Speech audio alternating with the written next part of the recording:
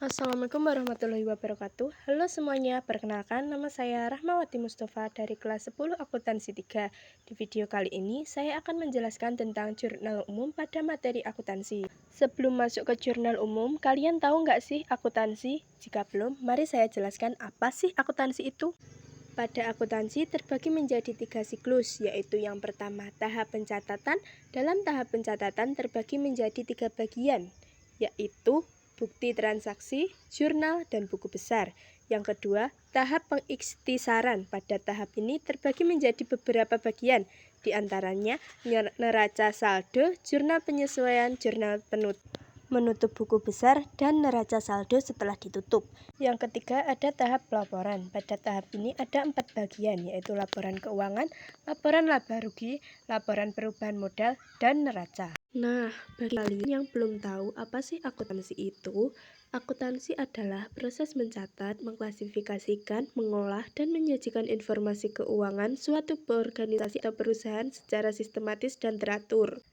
Tujuannya adalah untuk memberikan informasi yang akurat kepada pihak internal maupun eksternal agar dapat digunakan dalam pengambilan keputusan. Nah, sekarang kalian tahu kan apa itu akuntansi? Sekarang kita lanjut ke pokok pembahasan yaitu jurnal umum. Jurnal umum adalah catatan akuntansi yang digunakan untuk mencatat setiap transaksi keuangan perusahaan secara kronologis berdasarkan urutan waktu. Berikut tahapan membuat jurnal umum yang mudah dipahami dan sering digunakan dalam akuntansi. Yang pertama, mengidentifikasi transaksi, yaitu melihat bukti transaksi seperti nota, faktur, kwitansi, bukti memo, atau bukti kas. Selanjutnya, menentukan apakah transaksi mempengaruhi keuangan perusahaan. Yang kedua, menganalisis transaksi, yaitu menentukan akun apa saja yang terlibat. Misalnya, kas, perlengkapan, utang, pendapatan, dan beban. Selanjutnya, menentukan nama akun yang bertambah dan berkurang. Yang ketiga, menentukan posisi debit dan kredit, yaitu menggunakan aturan debit kredit.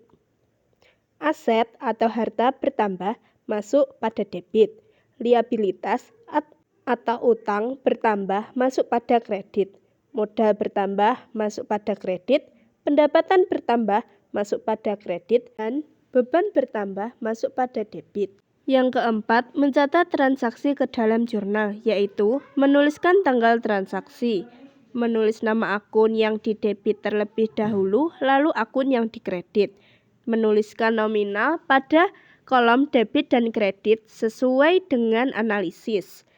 Setelah itu, menambahkan keterangan. Yang kelima, memastikan keseimbangan, yaitu membandingkan total jumlah debit dan kredit pada setiap transaksi. Dalam setiap transaksi harus seimbang atau balance sebelum dipindahkan ke dalam buku besar. Berikut contoh jurnal yang pernah saya buat. Dalam jurnal terbagi menjadi 4 tabel. Yang pertama, nama akun atau keterangan. Yang kedua, ref. Yang ketiga, debit. Dan yang terakhir, kredit. Nah, selanjutnya kalian tahu nggak sih rekapitulasi dalam jurnal umum? Bagi kalian yang belum tahu, apa sih rekapitulasi jurnal umum itu?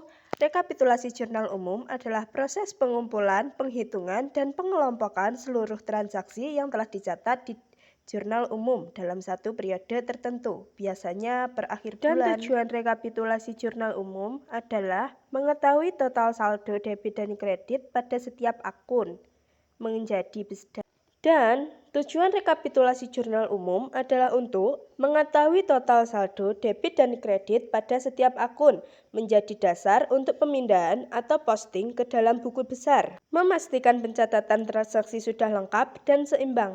Nah, dari materi yang sudah saya jelaskan memiliki kesimpulan, akuntansi adalah proses sistematis yang mencatat, mengolah, serta menyajikan informasi keuangan untuk membantu pengambilan keputusan.